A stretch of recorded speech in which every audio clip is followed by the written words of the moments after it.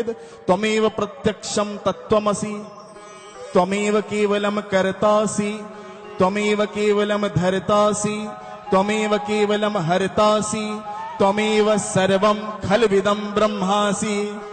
वेद कहता है कि पूरे चराचर में वो ब्रह्म निवास करता है। त्वमेव सर्वम खलविदम ब्रह्मासि। मैं आपसे प्रश्न करता हूं, क्या बाबा की मूर्ति में वो ब्रह्म नहीं है? फिर आप कैसे कहते हैं कि मूर्तियों को बाहर निकाल दिया जाए?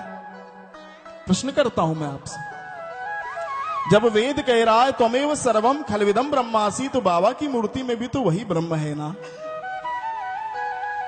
फिर आप कैसे कह सकते हैं कि मूर्ति को बाहर निकालना है? और फिर वही बात, मंदिरों से मूर्ति बाहर निकाली जा सकती है, पर हमारे हृदय से मूर्ति बाहर निकलेंगे क्या?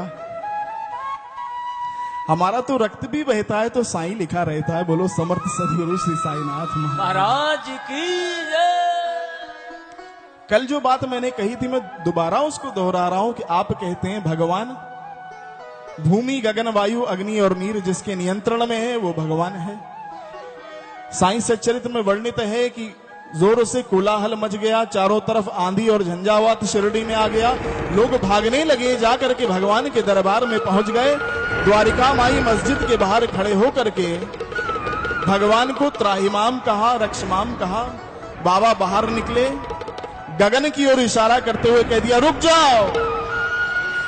आंधी तूफान रुक गया, इशारा किया गगन की ओर, रुकी वायु, गगन को नियंत्रित कर लिया, वायु को नियंत्रित कर लिया।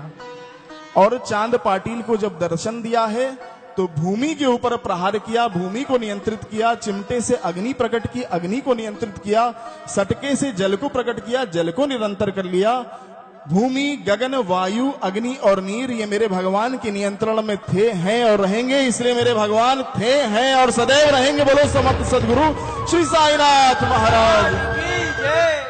श्री सच्चिदानंद सदगुरु साईनाथ महाराज की जय।